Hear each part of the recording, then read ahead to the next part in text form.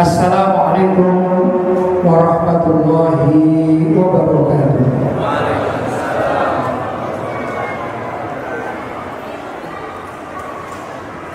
Alhamdulillah, wassalatu wassalamu ala rasulillah Sayyidina Muhammad bin Abdullah wa ala alihi wa sahbihi wa man wala wa la hawla wa la quwwata illa billah. Hadratul Karamin, ma'asyiral ulama al-fudala, ma'asyiral asatidzah al-qurra,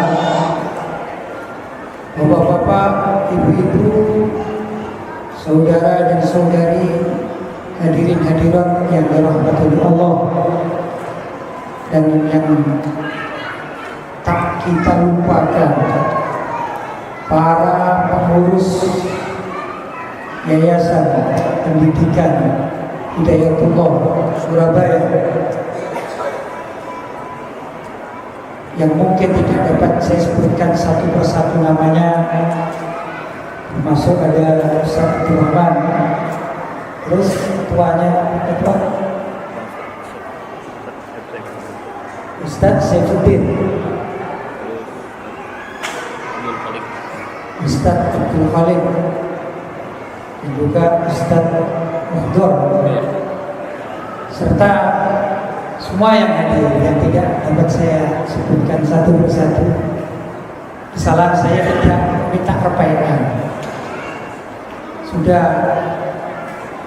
lama saya nggak sekolah, jadi sudah lama nggak ngerpek, nggak nyontek maksudnya. Nah itu kita doakan guru-guru kita semua, para pengurus yang mengurusi kehidupan kita dan anak-anak kita. Mudah-mudahan beliau-beliau diberi kesehatan oleh Allah SWT, diberi semangat juang yang senantiasa istiqomah, sehingga bisa menyertai kita dan juga menyertai anak-anak kita yang belajar di tempat yang mulia ini. Hari ini kita mengadakan satu kegiatan Tarhib Ramadan. Kita ucapkan ahlan wa sahlan ya Ramadan. Selamat datang bulan suci Ramadan. Mudah-mudahan ucapan ringan kita ini disaksikan oleh Allah dan dijadikan sebagai bukti bahwa kita cinta kepada bulan suci Ramadan. Saudara-saudara yang dirahmati oleh Allah, para ulama salaf terdahulu banyak mengajarkan kita, kalau sudah waktunya masuk bulan suci Ramadan, maka banyak kegiatan-kegiatan keduniaan itu ditinggalkan oleh mereka dan mereka konsentrasi untuk mengisi kegiatan ibadah pada bulan suci Ramadan.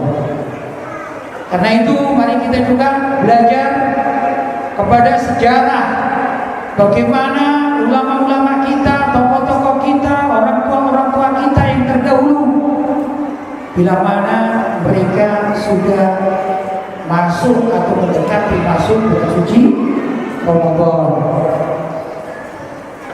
Ada di antara mereka yang mempersiapkan dirinya itu dengan cara memperbaiki kehidupan rumah tangganya, mulai dari yang sekecil-kecilnya. Kalau bangsa Indonesia ada hari kemerdekaan 17 Agustus, biasanya rumah-rumah penduduk dianjurkan oleh pemerintahan untuk dihias. Bendera-bendera merah putih yang menjadi lambang negara kita dipersiapkan. Bahkan menjelang tanggal 17 Agustus, bisa-bisa di awal bulan Agustus sudah mulai dikibarkan satu persatu. Itu pertanda bangsa Indonesia akan melaksanakan satu kegiatan besar kebangsaan, yaitu memperingati hari ulang tahun kemerdekaan Indonesia tanggal 17 Umat Islam juga mestinya demikian. Kita memiliki satu momen yang sangat penting, bukan sekedar satu hari, tapi satu bulan suntuk, yaitu kedatangan bulan suci Ramadan. Sudahkah kita kibarkan bendera ahlan wa sahlan ya Ramadan di rumah-rumah kita? Sudah belum? Mari kita kibarkan bendera itu minimal di hati kita.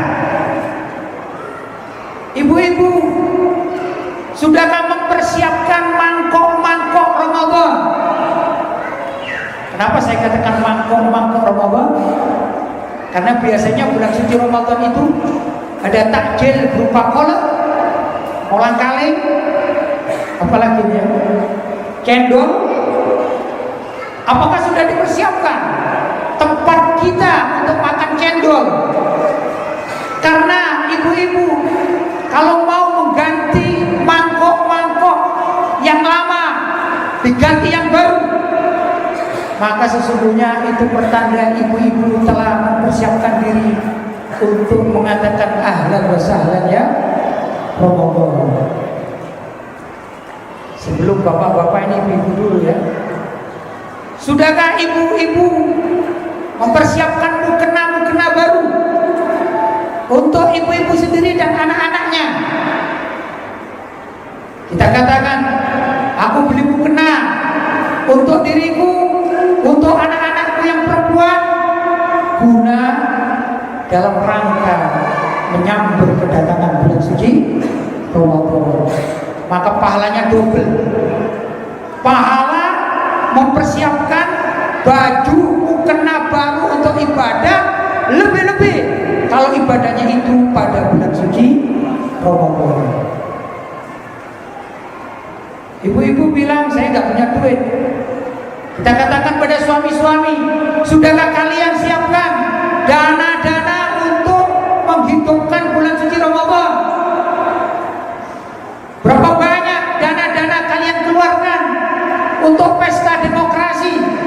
Ini bulan suci Ramadan bukan demokrasi, tapi doktrin dari Allah Subhanahu wa taala.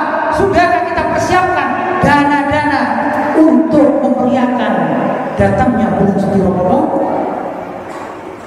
Yang sudah punya istri, istrinya ingin mukena baru, ingin sajadah baru. Yang punya anak ingin sajadahnya dan mukenanya baru. Sudahkah kita persiapkan agar kita dicatat sebagai orang yang senang dengan kedatangan bulan suci Ramadan? Itu kewajiban para suami. Karena itu ibu-ibu nanti pulang dari sini merengeklah kepada suami-suami. Setuju Bu? Setuju? Ibu-ibu paling senang deh. Ini bulan suci Ramadan, terlagi kan ada zakat Bu ya. Zakat apa? Zakat fitrah sama zakat mal. Ada ibadah baru ini Bu, yang paling disenangi dengan oleh ibu-ibu ini. Pada bulan suci Ramadan, bukan zakat fitrah, bukan zakat mal, tapi rajin zakat mal. Rajin zakat mal, belanja di mal-mal. Karena itu sebenarnya bukan itu yang dimaksud, tapi uang-uang dana-dana itu mari kita pergunakan untuk menyambut datangnya bulan suci Ramadan. Bukan malnya itu, tapi menyambut datangnya bulan suci Ramadan. Nah, dari kaum bapak-bapak, sudahkah baju untuk persiapan taraweh diperbaiki, diperbagusi? Sudah apa belum? Masih belum? Berarti belum siap. Kalau Anda menikah, yang jomblo-jomblo ini ya, kalau Anda mau menikah kurang seminggu, kira-kira beli baju enggak untuk pernikahan? Beli atau minimal nyewa? Sudahkah beberapa saat lagi bulan suci Ramadan yang lebih daripada sekedar pernikahan? Kalau kita menghidupkan bulan suci Ramadan, bukan lagi menikah dengan wanita-wanita dunia, tapi yang akan kita dapatkan adalah wanita-wanita surga. Sudahkah membeli baju-baju dipersiapkan untuk bulan suci Ramadan, untuk tarawih dan beribadah yang lain-lain dengan baju yang baru? Sudah apa belum? Terlambat, tapi masih ada waktu beberapa hari lagi. Bapak-bapak, sudahkah menengok mushaf-mushaf Al-Quran yang di rumah kita, yang di masjid-masjid kita? Apakah masih bulukan, belum dibersihkan, berdebu? Apakah sudah ada penggantinya? Sudah apa belum? Saya harap mulai hari ini, detik ini, dan esok hari kita sudah mulai berpikir, bukan sekedar mengadakan tabligh akbar menghadapi bulan suci Ramadan, punya Quran masih bulukan. Gimana ini? Gak cocok dengan realitanya, gak cocok. Betul?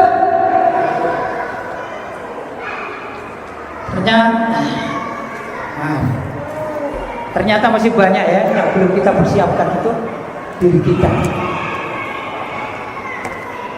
Bapak-bapak, ibu-ibu, kita semangat. Semangat menyongsong datangnya bulan suci Ramadan. Semangat, semangat, semangat. Takbir, takbir, takbir. Mau perang. Nabi itu perang di bulan suci Ramadan. Semangat Nabi. Para sahabat dulu semangat pada bulan suci Ramadan mengadakan peperangan. Perang apa itu? Perang Badar, Al-Kubra. Nabi, pimpinan kita, ini persiapan untuk Ramadan, bukan persiapan untuk senang-senang seperti ibu-ibu masak kolak dan lain sebagainya. Walaupun itu bagus, baik, berpahala, Nabi kita hendak menyiapkan pedangnya. Apa itu? Pada saat perang Badar, Nabi Shallallahu Alaihi Wasallam di bulan suci Ramadan mendengarkan orang-orang kafir Quraisy yang telah merampas kehidupan mereka, merampas kemerdekaan mereka, merampas hak-hak asasi manusia umat Islam. Kebetulan orang-orang kafir Quraisy terdengar pulang dari berdagang, sedikit nilai dagang kalau dibandingkan nilai rumah. Orang-orang berdagang itu mengumpulkan uangnya umumnya untuk beli apa? Rumah. Jadi biasanya nilai nominal hasil perdagangan dalam satu masa itu jauh lebih murah daripada nilai tempat tinggalnya. Para sahabat yang hijrah meninggalkan kota Mekah, meninggalkan rumahnya, bahkan sebagian meninggalkan anak dan istrinya. Maka tatkala mereka mendengarkan orang-orang kafir Quraisy pulang dari berdagang, mereka mau mengambil hak mereka yang telah dirampas. Ringkas cerita, terjadilah perang Badar. Itu terjadi pada bulan suci Ramadan. Demi apa? Mengambil hak-hak yang sudah dirampas oleh orang-orang kafir. Itu Nabi Muhammad SAW bersama para sahabat Nabi radhiyallahu taala anhu. Banyak peristiwa. Insyaallah kalau perang Badar terjadi pada bulan suci Ramadan banyak yang dengar. Tapi ada peristiwa yang sangat luar biasa. Kalau sekarang ya saya pinjam saja, pinjam istilah orang-orang yang hidupnya ini dengan medsos ini. Bapak-bapak ini kan hidup dengan medsos ya, bergaul dengan dunia maya deh, bergaul ya. Ada sekarang istilahnya itu people power, nah ya people power. Pertanyaannya, pernahkah Nabi people power? Pertanyaannya, saya hanya meminjam istilah apa dalam dunia medsos, people power. Ternyata Nabi itu pernah mengadakan people power, itu pernah. Gimana? Itu dilakukan pada bulan suci Ramadan lagi.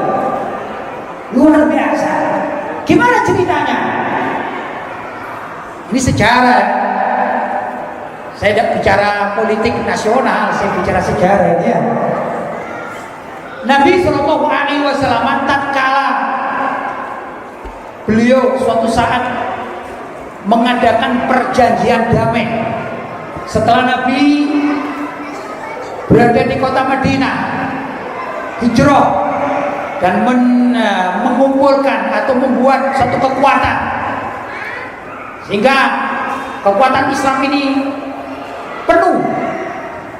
Maka Nabi berangkat umroh. Yang ringkas cerita, terjadilah perjanjian damai yang diberi nama Sulhul Hudaybiyah. Perjanjian damai di Hudaybiyah. Di antara isi perdamaian itu poin-poinnya. Karena di Mekah, baik di Mekah maupun di Madinah itu banyak suku-suku. Yang zaman tersebut perang antar suku ini menjadi biasa.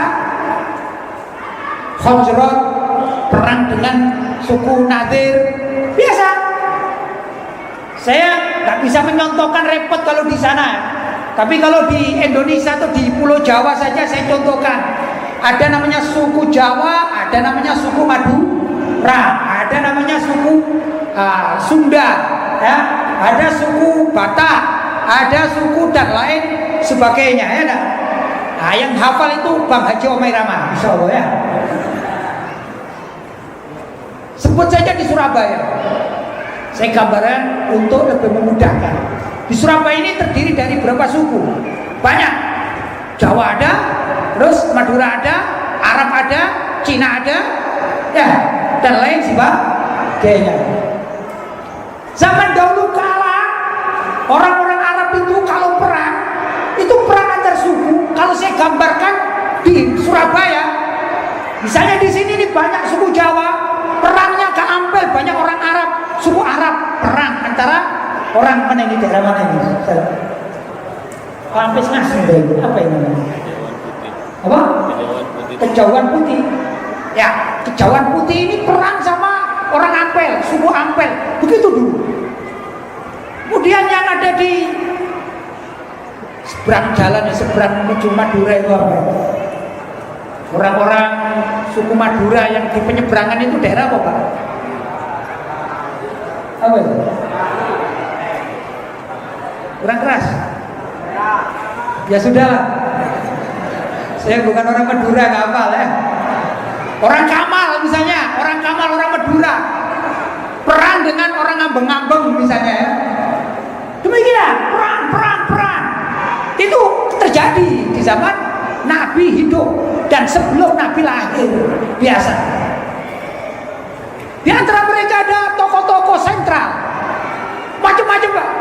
Ada yang keras, ada yang ahli mengobarkan semangat seperti Sayyidina Hasan bin Thabit, penyair atau penyanyi lah, penyanyi lagu-lagu heroik, lagu-lagu kebangsaan. Mungkin kalau di Indonesia ini barangkali seperti lagu Halo Halo Bandung gitu ya. Maka suku yang belum pimpin ini semangat membawa tombaknya dengan penuh, dengan jalan tegap. Itu demikian. Maka kalau bapak-bapak mendengarkan ada orang Arab di zaman tersebut, ada namanya Dihya Al-Kalbi. Kalau di Indonesia kan tidak enak, Pak. Dihya namanya orang Al-Kalbi itu, maaf, sifatnya kayak anjing. Ini kalau orang Jawa dikatakan anjing, lu marah. Betul? Kamu seperti asu, koyo anjing, marah enggak? Tapi ada orang Arab namanya Dihya Al-Kalbi. Bangga. Aneh, kenapa? Ya, orang tuanya ingin anaknya diberi nama Dihya, disifati Al-Kalbi. Kenapa? Karena anjing itu dari sifat positifnya, anjing itu tidak takut sama siapapun. Tahu anjing pudel yang kecil, kalau kita tendang mati, tahu ya? Itu kalau ketemu gajah menyala, Pak. Padahal kalau diinjak sama gajah mati, tapi tidak takut. Tidak ada takutnya, maka dikatakan Dihya Al-Kalbi agar sifatnya tidak takut sama musuh. Siapa musuhnya? Suku lain, itu mereka. Begitu cara pernah berpikir orang-orang Arab di zaman jahiliyah terlebih dahulu. Nah, di Mekah ada namanya Bani Khuza'ah, ada juga namanya Bani Bakr yang ingin saya ceritakan. Tatkala Nabi mengadakan Sulhul Hudaybiyah atau mengadakan perjanjian damai, maka ada aturan. Salah satu poinnya begini: jika ada suku mau bergabung dengan kelompoknya Nabi Muhammad, maka dipersilahkan, tidak ada larangan. Jika ada suku mau bergabung dengan kelompoknya Abu Sufyan atau orang kafir Quraisy, juga tidak ada larangan.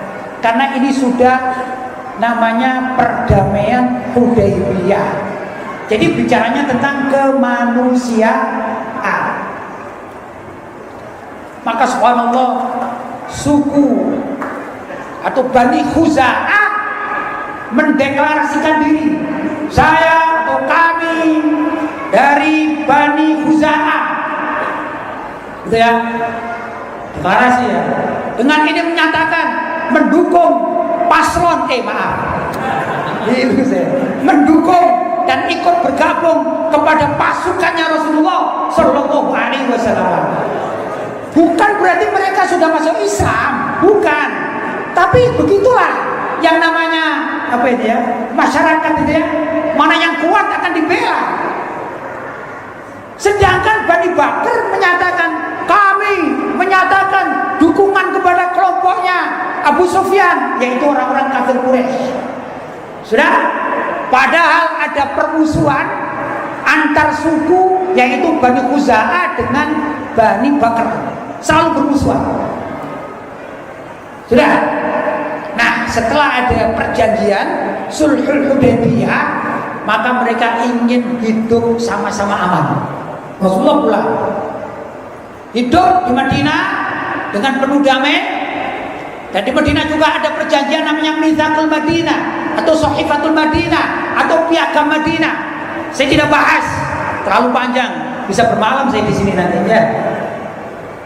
Ringkas cerita. Tatkala Nabi Shallallahu Alaihi Wasallam sudah melakukan aktivitasnya sebagaimana biasanya, beliau berdakwah, beliau mengajar, beliau menjadi tokoh dan juga pimpinan umat Islam seluruh dunia saat itu. Tiba-tiba di Mekah terjadi gonjang-ganjing. Apa itu? Bani Bakr yang menjadi sekutunya Abu Sufyan yang masih kafir waktu itu, yaitu orang-orang kafir Quraisy, tiba-tiba berbuat curang. Jadi kecurangan ini ada Pak, sejak zaman jahiliyah itu sudah ada yang curang Pak. Sekarang ada nggak kira-kira? Saya ada ikut jawab.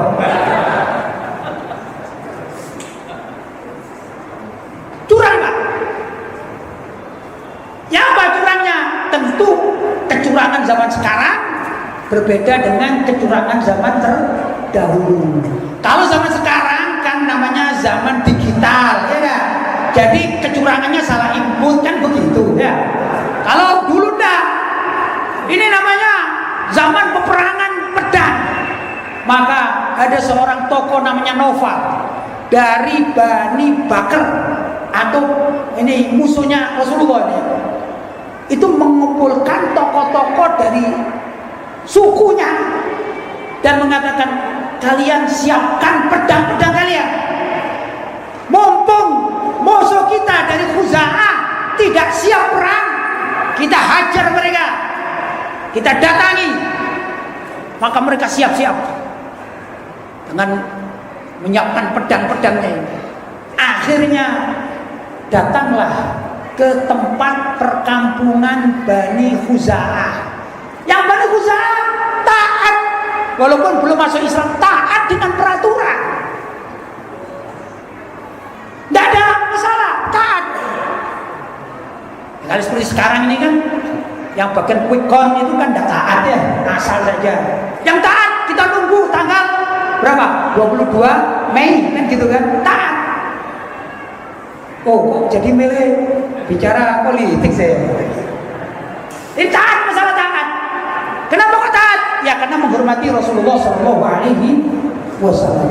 Malam hari ini Bani Khuza'ah yang taat kepada peraturan yang sudah diterapkan oleh Rasulullah Shallallahu Alaihi Wasallam tiba-tiba datang dan mengejar-ngejar, membunuh banyak pihak dari Bani Khuza'ah, mitranya Rasulullah Shallallahu Alaihi Wasallam. Yang membunuh ini adalah mitranya Abu Sufyan, tokoh kafir. Ya begitulah orang kafir ini terhadap umat Islam, selalu curang, selalu begitu sejak zaman dahulu kala. Jadi sejarah pun berulang sampai kapan ini berulang ini? Setelah banyak yang meninggal dunia, yang namanya orang tidur tidak siap, kalaupun sudah sama-sama siap, kami juga mengasah pedang, kamu mengasah pedang, belum tentu. Ini Bani Khuza'ah istirahat, Pak. Kenapa kok istirahat? Taat kepada peraturan. Ternyata yang taat pada peraturan ini dicurangi oleh Bani Bakar. Mati. Yang unik, di antara orang-orang Bani Bakar yang sadar hukum, kan ada kan mesti ya, itu bilang kepada Naufal, bukan Naufal Baswedan, bukan ya, namanya Naufal kebetulan. Hei Tuan Naufal, kenapa engkau mengajak orang-orang kita untuk memerangi Bani Khuza'ah? Tidakkah engkau takut kepada Tuhan kita? Toh kita sudah ada perjanjian dengan Muhammad. Apalagi mereka Bani Khuza'ah ini sedang hidup di wilayah Al-Haram, yaitu apa? Tanah suci haram, yang tidak diperkenankan ada penetesan darah, tidak boleh. Ditanya suci haram itu, Pak. Kata Naufal ini, hari ini adalah hari kemenangan kita. Tidak ada namanya halal haram, tidak ada. Jangankan begitu, kalau kalian akan mencuri miliknya orang-orang Khuza'ah, saya menghalalkannya. Begitu, Pak. Jadi menghalalkan segala cara itu sudah ada zaman dahulu kala. Hukum dulunya haram dihalalkan oleh para pencurang-pencurang ini ada di zaman jahiliyah. Jangan heran kalau sekarang apa yang sudah mapan tiba-tiba dirombak menjadi halal semuanya. Jangan heran. Kenapa?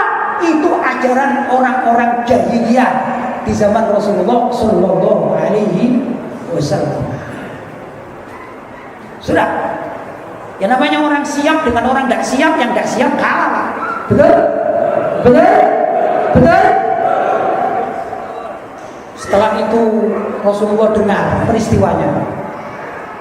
Oh, ternyata Bani Bakar yang sudah berjanji dan menjadi sekutu dari Abu Sufyan membunuh sekutu atau mitranya Rasulullah atau umat Islam. Marah Rasulullah. Jadi Nabi Muhammad itu tidak pernah marah. Jangan disifati Nabi Muhammad menghadapi musuh hanya dengan senyum saja. Oh bukan. Kalau Nabi Muhammad ini bukan tidak pernah marah, tidak ada perang, Pak. Kenyataannya Nabi Muhammad hijrah ke kota Madinah, justru peperangan terjadi tatkala Nabi Muhammad sudah berada di kota Madinah. Marah Nabi Muhammad. Maka Nabi Muhammad mengumpulkan pasukannya. Beliau membuat satu pasukan kurang lebih 10.000 umat Islam, besar, dalam jumlah besar. Subhanallah. Itu orang-orang kafir Quraisy dengar, ngeri. Ternyata mereka takut juga. Mereka takut, Pak. Ibarat data-data oleh Nabi Muhammad saja dikumpulkan. Ayo punya KTP, kumpulkan. Hitung satu persatu, jumlahnya 10.000 datanya, lengkap. Suara sah bukan, maaf.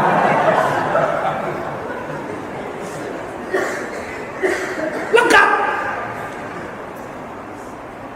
Akhirnya orang kafir Quraisy ini rapat, sama dengan zaman sekarang. Kalau sudah mendengarkan bakal kalah itu kan rapat biasanya, maka memutus, ya, mengutus utusannya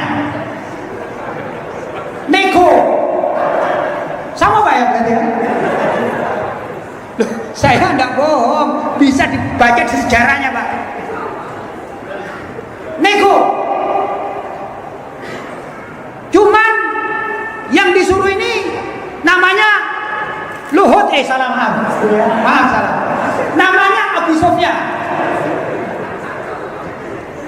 Namanya siapa? Abu Sufyan. Tahu enggak siapa Abu Sufyan? Abu Sufyan itu tokoh kafir, tapi ada hubungan dengan Rasulullah. Karena apa?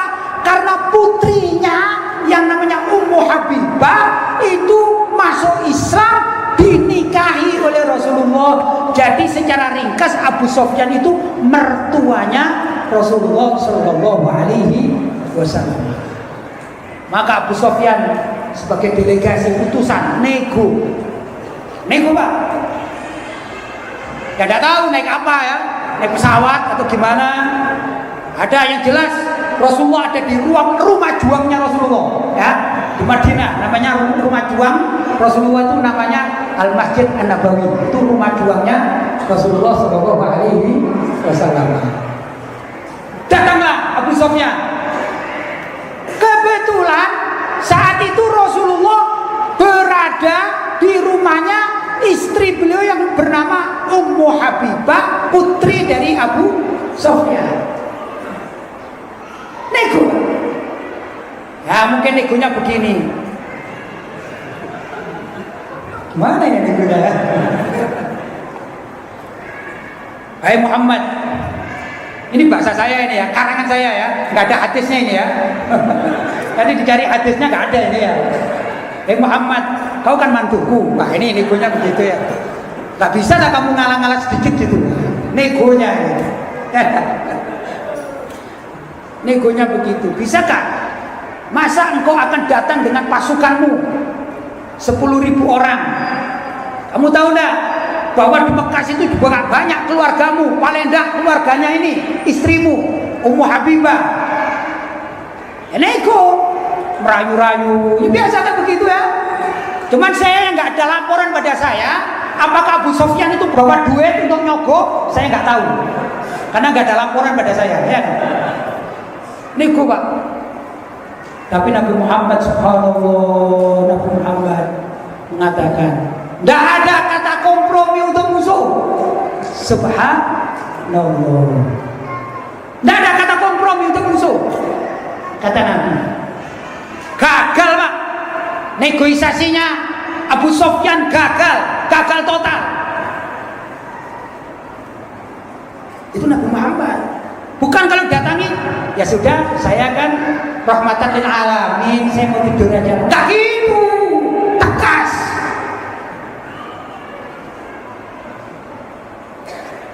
Subhanallah, Abu Sufyan, ya namanya Abu Sufyan orang kafir. Nah, itulah apa orang kafir yang bongol ya, bongol, enggak malu. Urat malunya sudah putus ini ya, Abu Sufyan. Dia datang pada anaknya. Hai anakku, hai putriku. Tidakkah engkau putriku, hai Ummu Habibah? Benar, hai ayah. Kenapa? Coba engkau rayu suamimu. Jangan sampai suamimu bawa pasukan ke Makkah. Itu Ummu Habibah ternyata lebih taat pada Rasulullah. Katanya, wahai ayahku, mohon maaf, untuk urusan dakwah saya ngikuti suami saya. Tatkala Abu Sufyan mau duduk di tempat di tikarnya Rasulullah, dicegah, wahai ayah, itu duduk tempat suamiku, mohon maaf, ayah tidak berhak untuk duduk di situ. Kata Ummu Habibah, luar biasa. Kenapa? Karena ayahnya kafir, nggak dikasih tempat. Bukan kemudian ayahnya kafir dikatakan, wahai ayah, engkau kan non muslim, engkau kan bukan kafir kan, engkau kan non muslim. Ya sudahlah, duduk di sini, ayo ngobrol-ngobrol, ngopi-ngopi bareng. Enggak.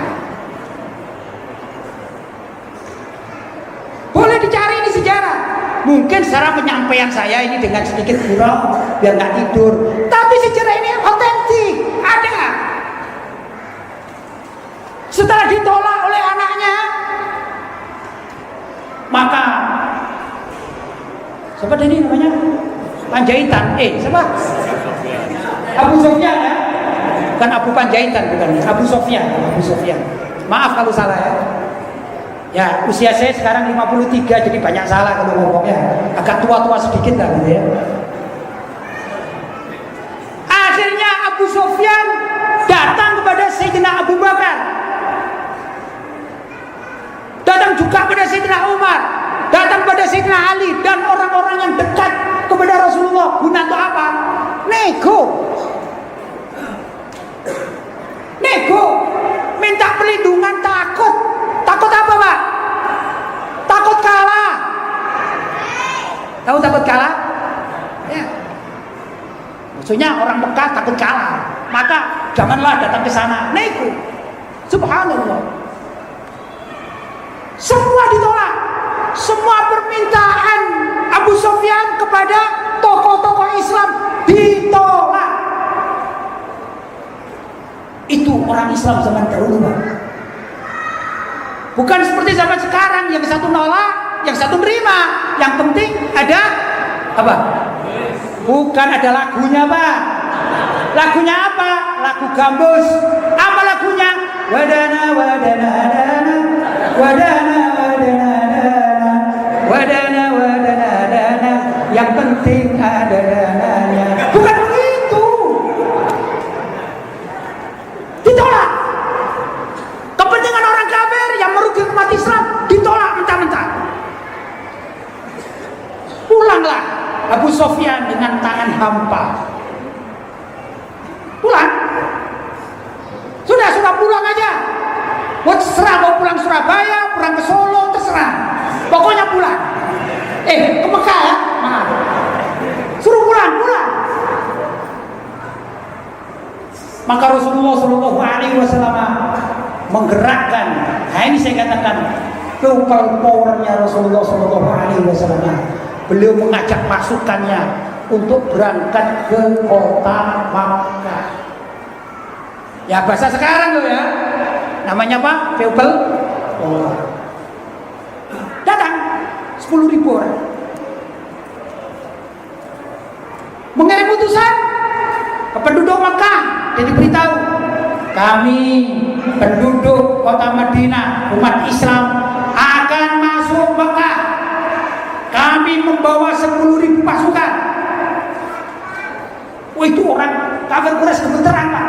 Gemeteran.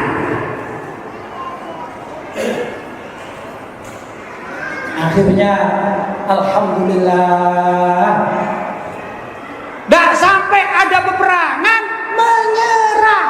Namanya Fathu Makkah.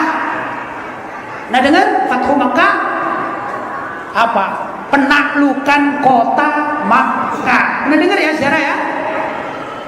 Itu terjadi pada bulan Ramadan.